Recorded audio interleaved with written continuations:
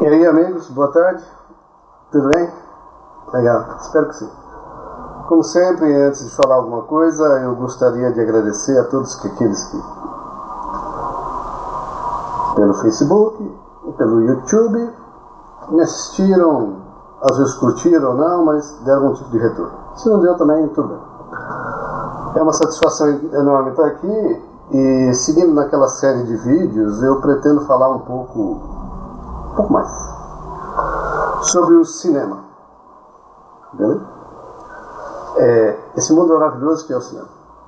Eu vou, um pouco com pretensão e sem falsa modéstia, tentar falar de filmes. Eu não vou falar os melhores, porque a palavra melhor às vezes soa um pouco arrogante ou injusta. Não é uma competição, mas eu vou falar aqueles filmes que eu me lembro mais, me impressionaram mais, que eu acho mais vibrantes, para dizer o mínimo. Obviamente que é a minha opinião.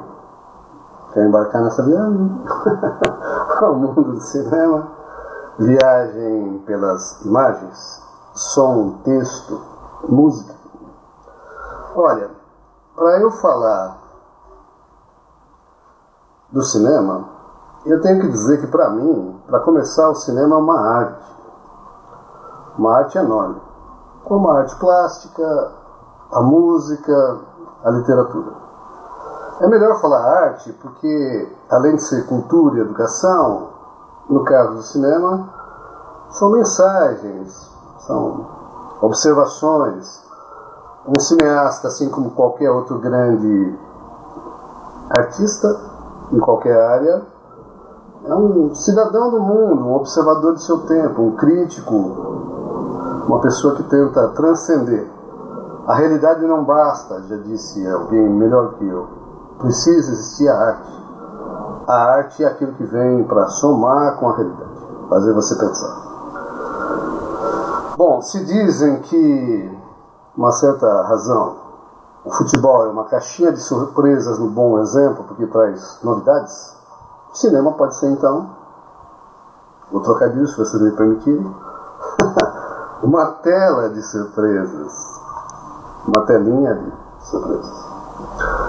Se dizem que é o livro ou a literatura, opa, vou me ajeitar melhor aqui, te carrega para um mundo de fantasia, então o cinema também, que transporta para as fantasias da imagem, mundos fantásticos.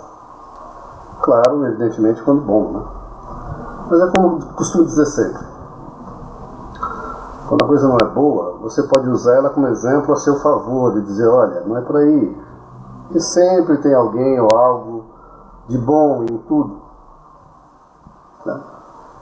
A vida não é preto e branco, eu falo isso sempre, são vários cinzas, e cada um tem o seu valor. Se não para mim, para alguém, para ele próprio, assim por diante. Então o cinema é uma coisa maravilhosa, porque transporta literalmente para outro mundo, te leva a lugares distantes.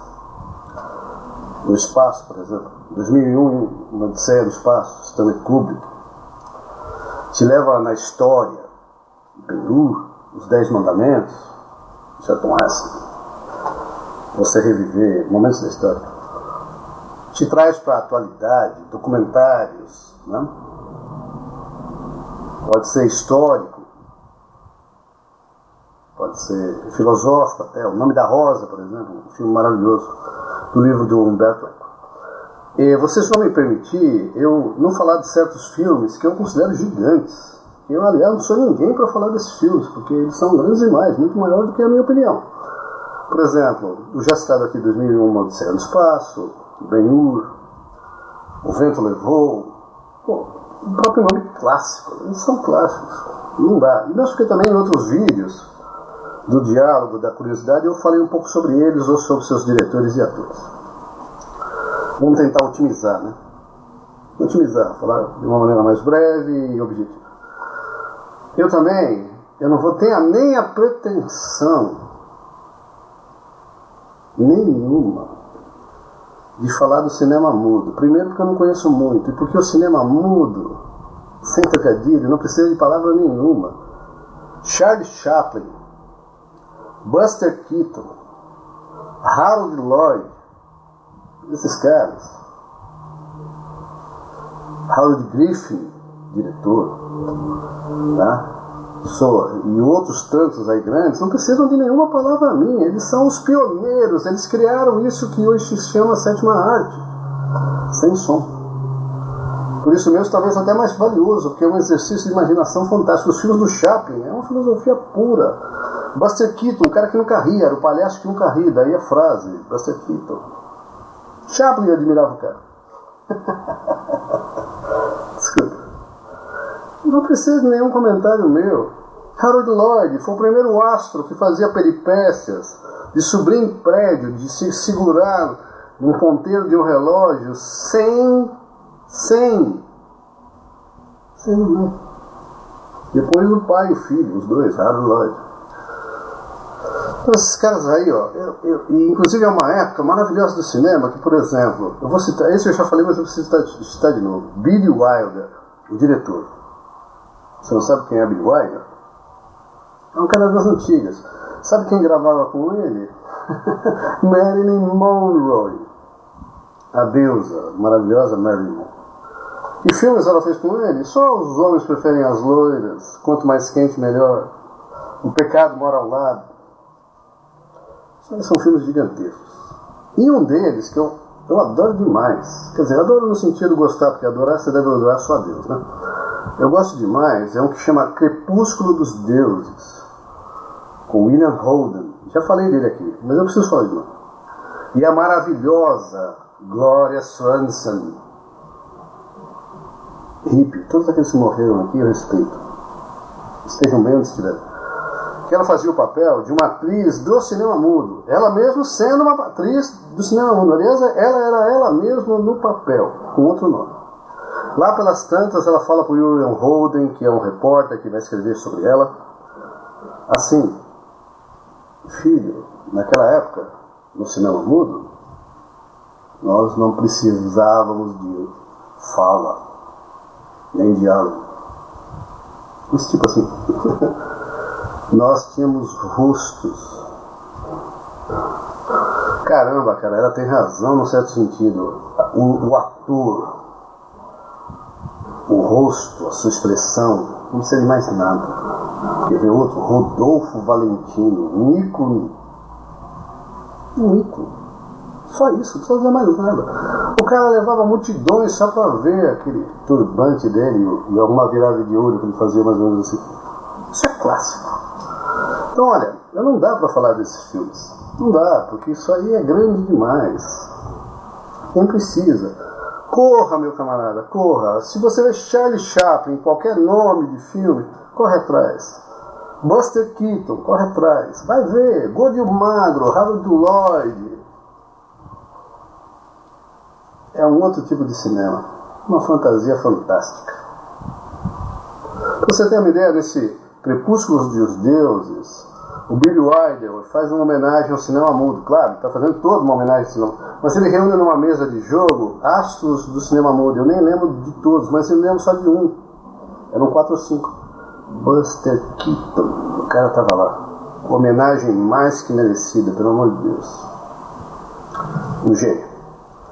Bom, eu não posso falar de cinema sem citar, como eu sempre faço, algumas cenas do cinema que ora ou o diálogo, ou ora a cena em si, sem diálogo nenhum, vale o ingresso. Você teria que, como diz no futebol, sair do cinema, pagar o ingresso de novo e voltar só para ver aquele trecho.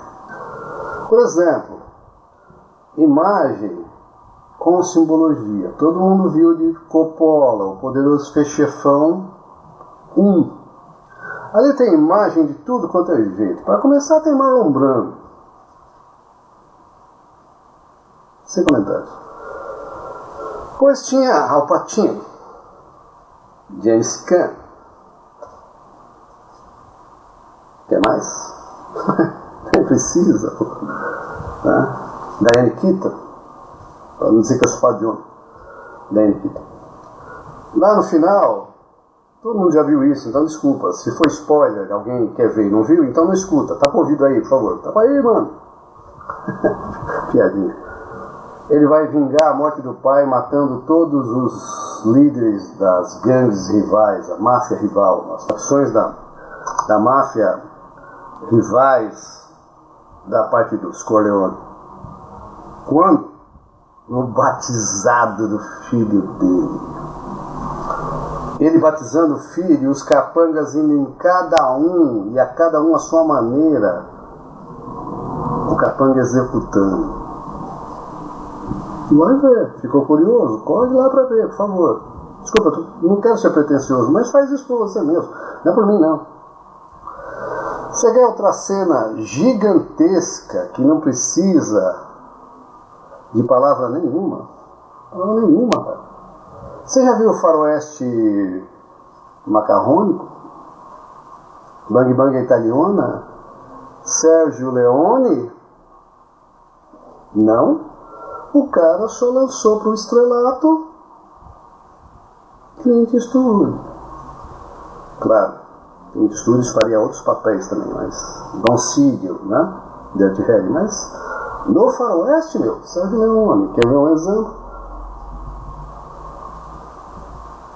3 homens em conflito. O bonito, Clint Eastwood. O feio, Eli Wallace. Eli Wallace, mano. E o mal, cara mal, Lee Van Cleef. Esse pra mim é um gênio, Lee Van Cleef. O vilão. O vilão. Tipo o José Lilgoy brasileiro. É Lee Van Cleef no estrangeiro. Não sei quem é o maior aí. Pra mim é Eli Wallace. Pouco lembrado, mas Lee Van Cleef, Clint Eastwood. Bom, no fim, de novo, aquela coisa do spoiler. O conflito.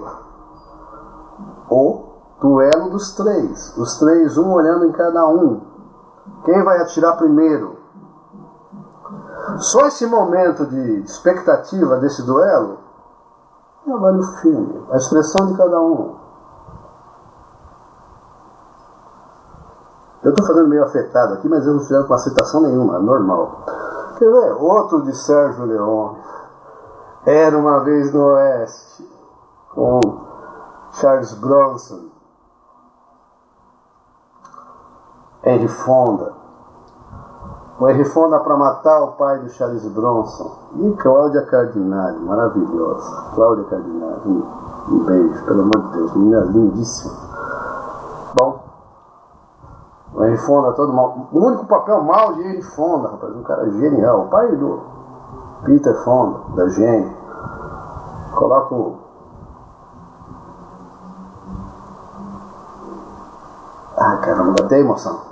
O cara na forca com uma caixa. Depois tira a caixa e coloca o moleque de baixo para segurar o pai. E o moleque, Charles Bronson, tentando segurar o pai, ele não arrefeceu e o pai morrer enforcado. E o que o Peter, sem falar nada, não tem diálogo nessa hora, sem falar nada, o que o Henry Fonda coloca? Uma gaita na boca do moleque. Só o Sérgio Leone para pensar nisso. Os italianos são fogo. O Fellini, por exemplo, Mario Monicelli, Visconti, Carlo Ponti, tudo italiano, meus parentes, a máfia. Bom, mas voltando lá. E o moleque tentando se segurar tocando gaita. Por que o Charles Bronson vai usar a gaita a vida inteira depois disso aí? Não precisa nem dizer o que aconteceu. Corre para ver também, rapaz. Vai lá e... Não perca tempo. Já que a gente está falando de faroeste, alguém já viu aí? O ódio será a minha herança, de Sam Peckinpah, Robert Ryan, Ernest Borgnine. Depois trabalharia também nos profissionais, né? Um filme sensacional. De novo, William Holden. No começo do filme, uma cena lembrada em todas as listas de cenas fantásticas do cinema, top 10. Os moleques olhando um escorpião correr atrás das formigas, detonando o formigueiro, até que um dos moleques joga uma pedra em cima do escorpião e ri, e aí as formigas se viram e detonam o escorpião, e o moleque ri mais ainda. Isso é a natureza humana, meu amigo. Isso é o homem. Seu maior e pior inimigo. O homem, ele mesmo. A maldade dentro da pessoa. O gosto pelo... Desculpa, sangue. Bom, se você não quer falar só de imagem, fale de textos. Billy Wilder, novamente. Testemunha de acusação. Para mim, minha opinião, o maior filme sobre tribunal de todos os tempos. Com o extraordinário ator inglês Charles Laughton. Não tinha só Charles Laughton. Tinha Marlene Dietrich, alemã. Tinha Tyrone Power. Minha mãe amava Tyrone Power. E nem é merecido, porque o cara era 10. Pega o diálogo. Pega, por favor, o diálogo no tribunal do Charles Laughton, gordão. Não tenho a pretensão de lembrar o diálogo do cara, nem consigo, mas vai ver, cara. Esse merece ouvir, não merece alguém falar dele. Entendeu? Então, todos esses filmes aí, ó, Tribunal, novamente, outro que minha mãe amava, Gregory Peck. Sensacional Gregory Peck. Os Meninos do Brasil. Moby Dick. A Profecia. Tem que parar um pouco para respeitar. Gregory Peck, pô, pode falar, não tenho medo não. Pode chamar de que você quiser, um homem bonito demais. Uma voz. Eu queria ter a voz de Gregory Peck, a voz dele enchia. Sofia Loren falou, um dos homens mais lindos que eu já conheci. Se não, a voz mais linda de um homem. Quem falou? Sofia Loren. Trabalharam juntos várias vezes.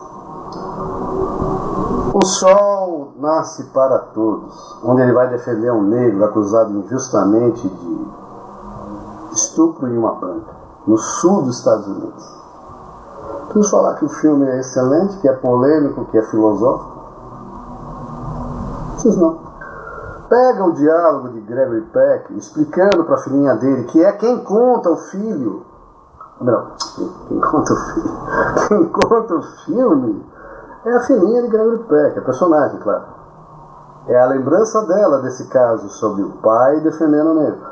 Especialmente o momento em que Gregory Peck, Atticus, né, o advogado, é o nome dele, Atticus, vai justificar porque ele tem que defender o negro. Desculpa falar negro, mas o cara era negro mesmo. Pô. Vamos parar essa de preconceito, politicamente correto. Eu sou branco, ou rosado, sou. Eu sou italiano, sou. Eu sou roqueiro, porque escolhi, sou. Eu empino pipa, porque eu escolhi, vamos respeitar. O cara é negro, com todo orgulho. Como negros maravilhosos, como índios maravilhosos, como ETs maravilhosos. Então, pega esses filmes aí. E só uma coisinha, só para descontrair. Quando a gente fala de filmes, o cara está falando assim, pô, esse cara é despedante aí desse lado, está falando só de filme clássico, né? Eu vou falar de um popular. A série James Bond, que lançou ninguém menos que Sean Connery para o estrelato. Graças a Deus que ele fez James Bond. Depois de fazer milhares de personagens, milhares não, né? Muitos personagens fantásticos ali depois. Trabalhando com gente grande demais. Bom, um é com o próprio Sean Connery, o James Bond. Eu não me lembro o nome, né? A cara que ele faz quando ele vê ele, o personagem James Bond, a Ursula Andrews saindo toda linda, toda molhada, com um biquíni e uma arma no quadril do mar.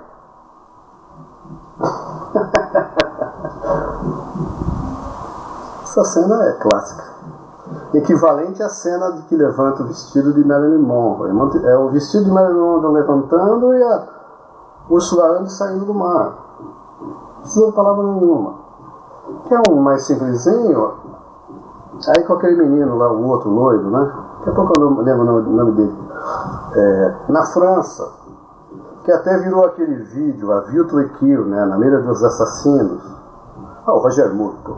Esqueci do Roger Moore. Outro gigante. Pra mim, ele era mais legal, porque o Sean Connery era mais sério. O Roger Moore tirava sarro. Era que nem eu, um gozador. E aí o Roger Moore tá perseguindo ele não sabe quem é, né? Grace Jones, linda Grace Jones, uma morena altíssima, lindíssima, careca, nossa, maravilhosa. E ele tá perseguindo assim, ela toda vestida com os turbantes e tal, e sobe a Torre Eiffel e toma cacetada e pá, James Bond, aquela corrida, né? O Duran Duran fez esse clipe daí, muito legal, fez a música e o clipe. Aí lá em cima, assim, quando ela pula da torre, você já viu isso, né, claro? Se não viu, corre pra ver também. Ela pula da torre, aquela desponto dele, pô, a mulher pulou. E quando é o espanto dele maior, quando no meio da queda ela abre o paraquedas. Desculpa rir, mas cinema é isso, cara. Não, nem precisa me perguntar se eu gostei. Eu tô falando disso agora, né?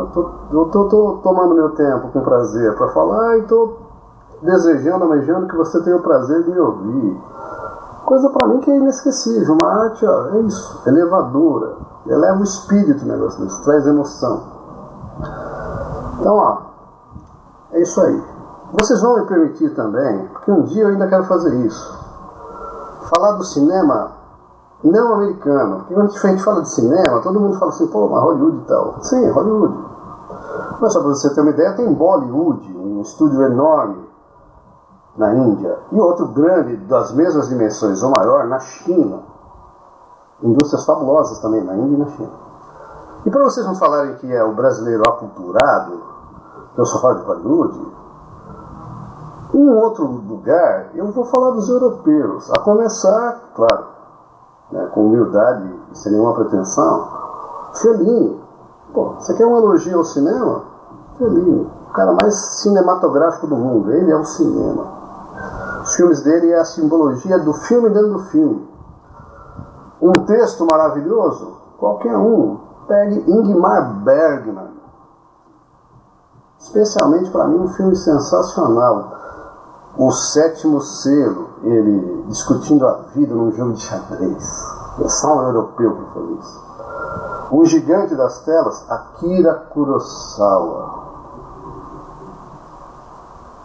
Pegou as obras de Shakespeare, Ran, R.A.N. Um filme maravilhoso. É Shakespeare pela visão ocidental, oriental. Os Sete Samurais. Se você achou legal Sete Homens e um Destino, que é ótimo, com Yul Brynner, né? Steve McQueen, Charles Bronson, Robert Vaughn, tentando resgatar uma vila dos bandidos, Sete Caras, né? Depois ele faria uma paródia, Mercenários da Galáxia, de novo com com Robert Weyler, mas aí mais para brincadeira no espaço, né? Uma equipe de mercenários, os mercenários, pô, do Stallone, tudo em cima desses Sete Samurais lá do Japão. Akira Kurosawa. A França, François Truffaut. Tu conhece esse cara? Claro que você conhece, mas talvez você não liga o nome da pessoa. O amiguinho assistiu Contatos Imediatos do Terceiro Grau? Sabe quem era o líder cientista francês da equipe que queria contato com os ETs? Esse amiguinho nosso aí, chamado François Truffaut, do qual Spielberg disse com todas as letras que admira demais, ama demais. O cara colocou ele para ser protagonista no filme, ao lado do Richard Dreyfuss. Homenagem a François Truffaut. Corre para assistir esse filme que eu vou te falar agora. 2 de Truffaut. Fahrenheit 451, de uma sociedade totalitária, onde queimava livro, o bombeiro queimava livro.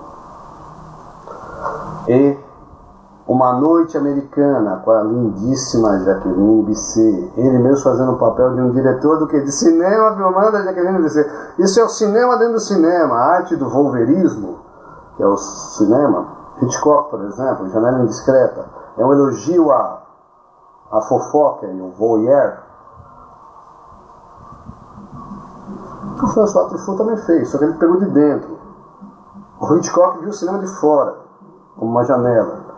O François Truffaut, na Noite Americana, foi para dentro do cinema. E aí, ó, tem uma enormidade de cineastas alemães. Werner Herzog, Aguirre, O Crepúsculo dos Deuses, Klaus Kinski, Almodóvar espanhol, né? Godard.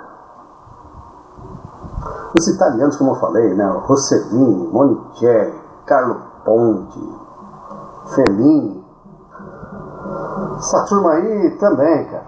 E outros tantos aqui que eu nem tenho a pretensão de lembrar, e desculpa se eu esqueci. E são gênios da arte de cinema, gênios. Tem um filme, por exemplo, deixa eu falar então de cinema mais convencional. Você conhece Brian De Palma, né? Brian De Palma levou disso filmes sensacionais, Vestida para Matar, né? Filmes copiando mais ou menos o Hitchcock, né? Scarface.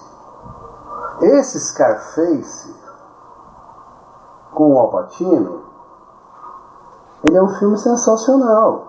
De fato ele é. Deixa eu até me arrumar aqui. Ele é um filme sensacional, só que tem um detalhe: ele não é o Scarface original. O Scarface original é um filme preto e branco, eu nem lembro o nome do ator, eu assisti. É o filme de Howard Hawks, o cineasta americano. Eu vou falar dele depois.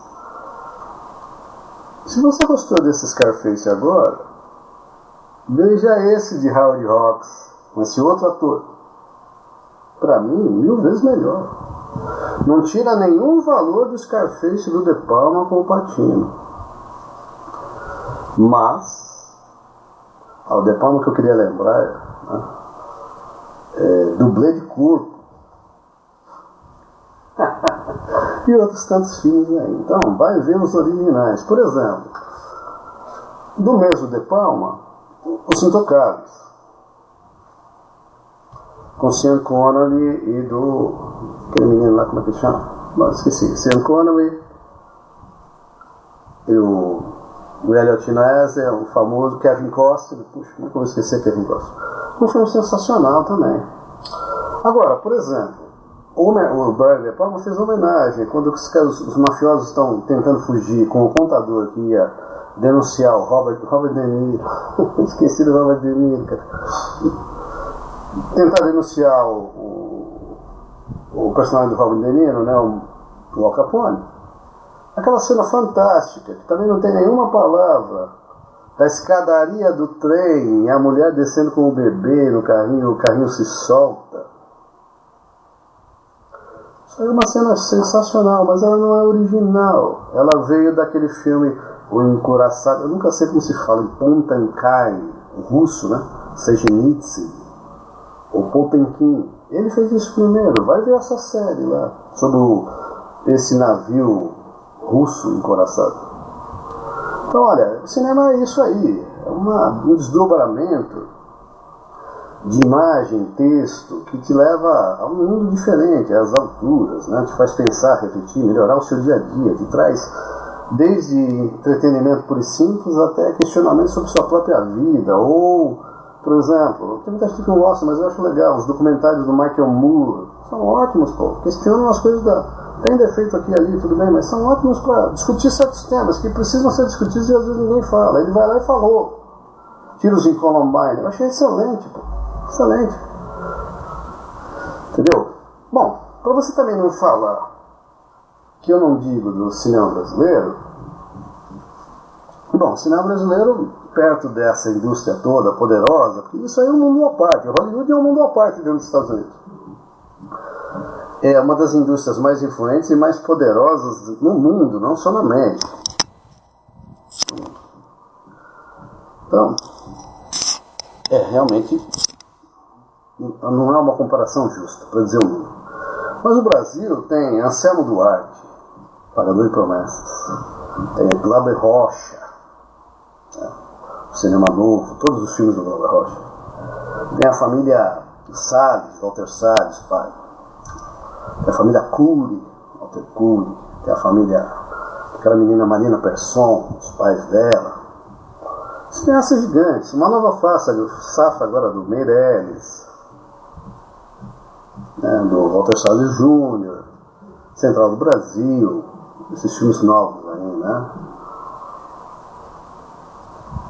Então, o Brasil tem cineastas bons, tem atores ótimos, uma nova safra também de atores da Globo, uma safra mais antiga que permeava o teatro e um pouco a televisão e o cinema, mais o cinema e o teatro, depois a televisão. E alguns que era só cinema, pelo menos no princípio, né? Mazzaropi, Grande Otelo, As Chanchadas, né? Essa turma, Anquito, essa turma toda aí, né? Cara, super legal. Eu queria lembrar a Cidade de Deus também, um filme maravilhoso, tal, Cidade de Deus. Então, o Brasil tem coisas sensacionais. Agora, o Brasil, a arte no Brasil, eu nem vou entrar no mérito de discutir o valor dela, porque as dificuldades que permeiam o nosso país esbarram na arte também. Ou até mais, porque tem outras coisas que são difíceis no Brasil, o trânsito, o futebol, que recebe mais apoio ou verba. E a arte, propriamente dita, e particularmente o cinema, fica meio que pra lá, relegado a um canto, assim como o teatro. A televisão tem muito mais atenção, né? Atenção do que o cinema, por exemplo, ou o teatro. O que é uma pena, é lastimável realmente. Vejo o nível de bibliotecas e museus que há no Brasil, comparado com a Argentina, para não dizer a Inglaterra. Então a cultura no Brasil é uma coisa que fica relegada a um plano de menor destaque. Não vou dizer menor valor, pelo amor de Deus. Menor destaque. Ou menor atenção, o que eu acho de sobremaneira lamentável. Mas o que muito que a indústria brasileira também viveu de dificuldade é que você tem que pensar numa coisa assim, ó, que o cinema, ele tem um filme, não o cinema, o filme, enquanto produção, ele tem duas linhas que são igualmente graves de importância, mas igualmente que gastam igual. Claro, igualmente com o mesmo gasto. Algumas até mais em um determinado momento que a outra. Um é o filme, propriamente dito. A imagem. Aí levando em conta toda a produção, até a parte técnica, o salário dos atores, e por aí vai, para montar a imagem. E a outra é o som. Dizem que o som no cinema, especialmente no passado, era um custo equivalente ao próprio filme. Ficava caro porque o filme era caro e o som era tão caro, às vezes mais caro. E o Brasil padeceu disso por muito tempo. A imagem até tem o seu destaque, mas o som... professor Lázaro, mas o senhor que entende um pouquinho de cinema, por que os diálogos e o som é tão ruim? Sim, é ruim, porque ele foi gravado ruim. Não é o texto, é a qualidade do som. Às vezes parece que a imagem está uma coisa e o som está deslocado. Você sente assim que o cara está falando e de repente está vindo de um outro espaço, com menos qualidade. O cinema brasileiro padeceu e ainda padece muito. É como mais ou menos no rock brasileiro, você gravar a bateria. A guitarra pegava legal, o vocal, tirando alguma dificuldade também, porque os PAs não tinham toda a qualidade do passado, década de 70 e tal, mas a bateria era terrível, ninguém acertava o som da bateria, não pegava grave. Quando pegava grave, sumia o agudo, quando pegava o agudo, não pegava grave. Tanto é que tem até aquela técnica, quem já viu em vídeo antigo, de colocar coisa, encher o bumbo da bateria para dar mais ressonância, ficar uma coisa mais pesada. Então o som, assim como no rock para a bateria, o som no cinema é uma dificuldade enorme.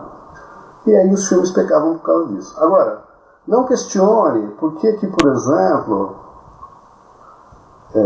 a divulgação e a amplitude que tem a interpretação dos filmes de Hollywood tem relação às nacionais. Como tudo na vida, nós como povo, eu inclusive, às vezes damos muito mais valor do que vem de fora. Relega ao nacional. Tanto é que tinha um tempo que café de exportação, que doidura é essa? Café de exportação, então o nacional não é bom, o de fora que é melhor. Por que tem que ser o melhor para fora? Então é nesse aspecto que você tem que entender o cinema nacional, em comparação com toda uma indústria cultural que nos absorve, que a gente também aceita e engole para nós. Uma roupa nacional, uma música nacional, uma comida nacional. Quantas coisas na sociedade brasileira, eu nem vou entrar por aí porque senão fica aula, e eu gostaria demais de falar sobre isso, mas não vai dar tempo, de quantas coisas a gente copiou lá de fora. Copiar é legal, mas quando você copia desprezando o que é seu, não é tão legal.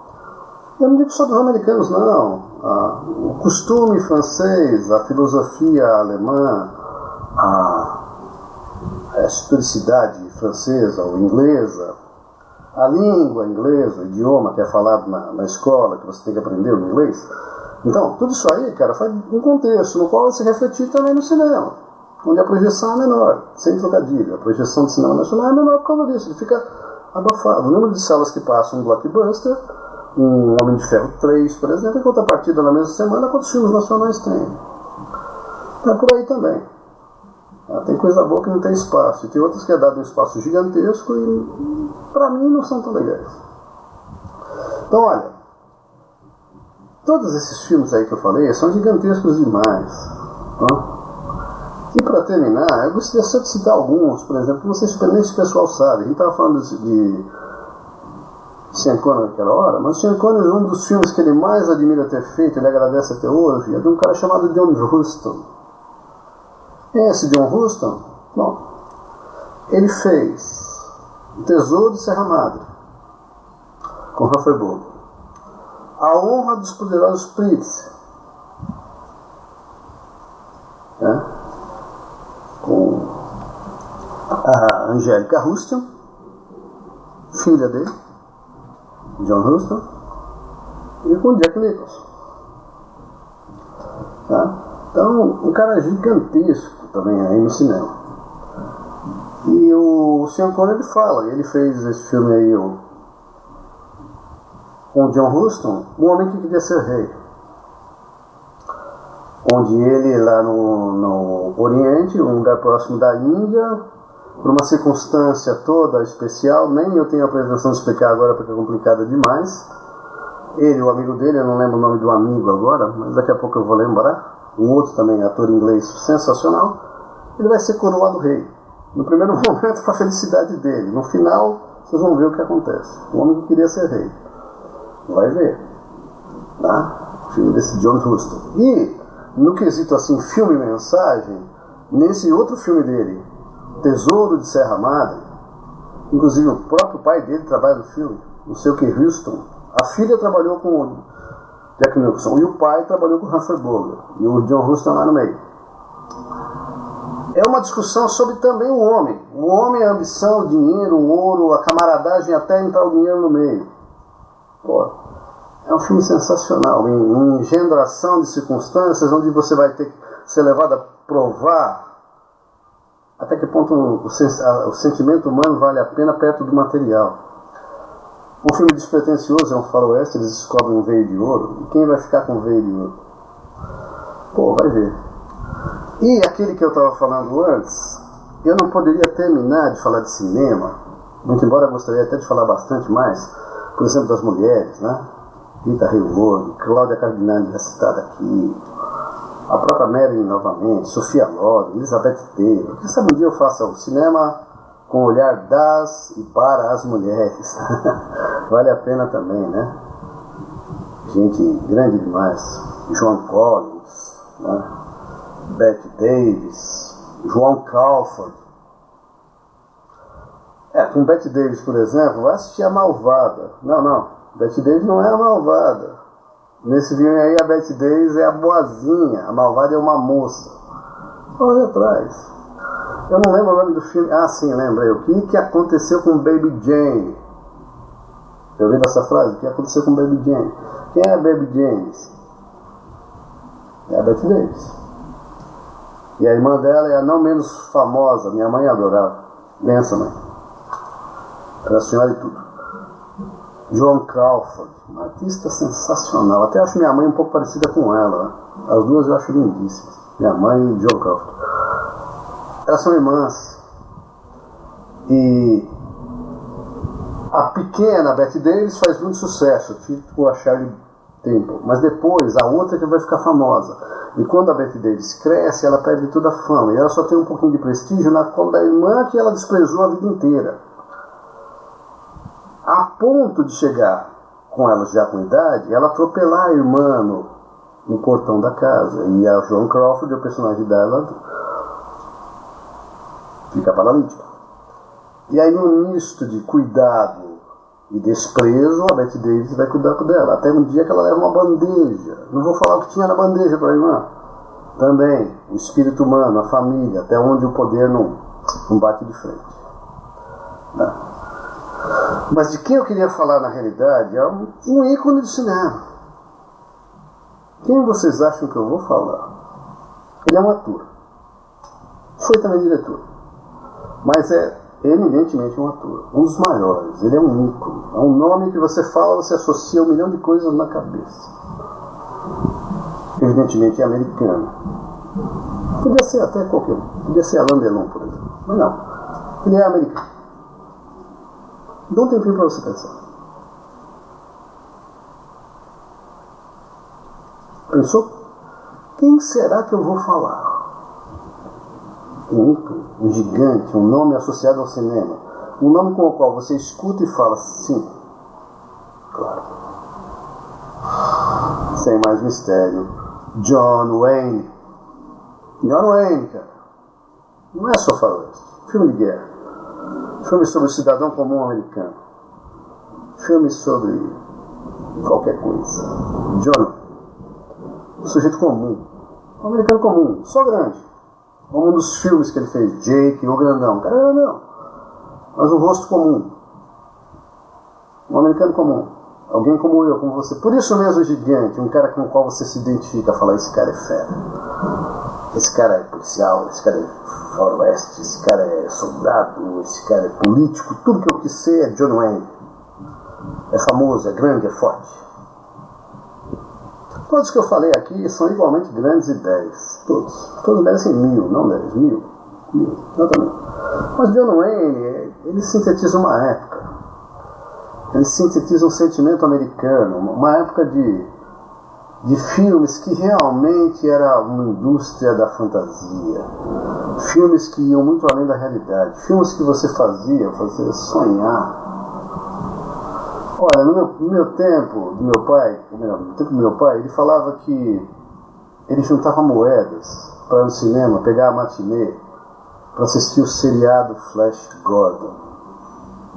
Sim, Flash Gordon. Outro dia eu coloquei um videozinho da série Flash Gordon que passava no cinema. Não esse de agora. Não o Flash Gordon do Queen. O Flash Gordon lá dos anos 20, 30. Eu não vi, eu vi depois. Sabe quem homenageou esse filme aí? Só 2 carinhas. 2 nomes pequenos do cinema. Um é o já citado Steven Spielberg, que diz que ele fez cinema por causa de Flash Gordon. Graças a Deus a Flash Gordon. Desculpa, eu não sei quem é o diretor. E o outro é um outro carinha chamado George Lucas, que, por exemplo, o Imperador Palpata, o Palpatine de Guerra nas Estrelas, sabe quem é? Inspirado, calcado, sem nenhum retoque, em cima do Imperador Ming. O Imperador Ming, cara, do planeta Mongo. E o seu ajudante Cleitos, ou Cleitos, Destroy your nerve. Yes, Your Majesty. Ou, por exemplo, figura icônica de cinema, Tom Mix, o personagem. Um amigo do meu pai, o velho Carolina, que Deus o tenha, Carolina, o cara era da Namíbia, Addis Abeba. Você imagina a figura de um cara chamado Carolina, sem nenhum preconceito, que veio da Namíbia, Addis Abeba, as histórias. Um dia eu conto as histórias desse Carolina. Esse Carolina, ele ia toda semana, mesmo sendo pobre, assistir quando possível Tom Mix, o cowboy que a arma nunca acabava o tiro. Começou daí, Tom Mix. E esse Carolina correu do cinema quando ele viu pela primeira vez Lon Chaney Pie, fazendo a primeira versão de O Lobisomem. Depois veio Lon Chaney Filho, Os Dois Gigantes. É de uma época também que depois o cinema não tinha ator, ele tinha personagens, ele tinha figuras. É dessa época aí das figuras, Vincent Price, Boris Karloff, Bela Lugosi, Marty Friedman, Gene Wilder, Vincent Price, Christopher Lee, Peter Cushing. Não vou falar mais nada. Ou é o vampiro, é o Frankenstein, a múmia, personagens nobremente dignificados por esses caras aí. É dessa geração ou de atores extraordinários como Valentino, ou Buster Keaton e Charlie Chaplin, depois passando por essas figuras lendárias, Lon Chaney, Karloff, Lugosi, Price, que virá John Wayne. Mas diferentemente desses, encarnando o sujeito comum, o americano médio no Bang Bang, o americano médio na guerra, o americano médio como policial. Por isso que fez tanto sucesso, é o americano. E a gente se fica também, porque se você copia coisa do americano, o brasileiro vai gostar, vai se identificar com aquela figura gigantesca enchendo a tela. Ele gravaria clássicos com Howard Hawks, aqueles que gravou pouco, esse cara aí. Ele gravou Rio Lobo. Desculpa aí, é um defeitinho técnico, mas não tá. Rio Lobo, meu camarada, Eldorado, a mesma história. O xerife que tenta defender na cidade um prisioneiro que a banda do cara vai tentar, e o outro colega dele, um bêbado, primeiro com Robert Mitchum, né? Bom, depois, acho que eu não me lembro quem que fez esse personagem na segunda versão. A primeira é Robert Mitchum, outro grande também, um pouco menosprezado. São esses filmes aí. Mas John Wayne seria associado ao faroeste com um cara chamado John Ford. Eu vou falar um pouco mais, mas eu poderia só falar de um filme desse John Ford, No Tempo das Diligências, que é uma imagem impactante. John Wayne correndo com as diligências. Quantas vezes isso não apareceu em outros lugares? Se isso não bastasse, ele fez Rio Bravo. Vai ver, cara. O que para muitos é o maior, ele tentando resgatar uma sobrinha perdida que foi parar no meio dos índios. Rastros de Ódio, com Montgomery Clift. Ou eu estou confundindo, o Rastros de Ódio não é com Montgomery Clift, porque tem um filme que o Montgomery Clift é filho dele. Mas eu acho que não é o Rastros de Ódio, mas enfim. A menina é ninguém menos que Natalie Wood. Lindíssima.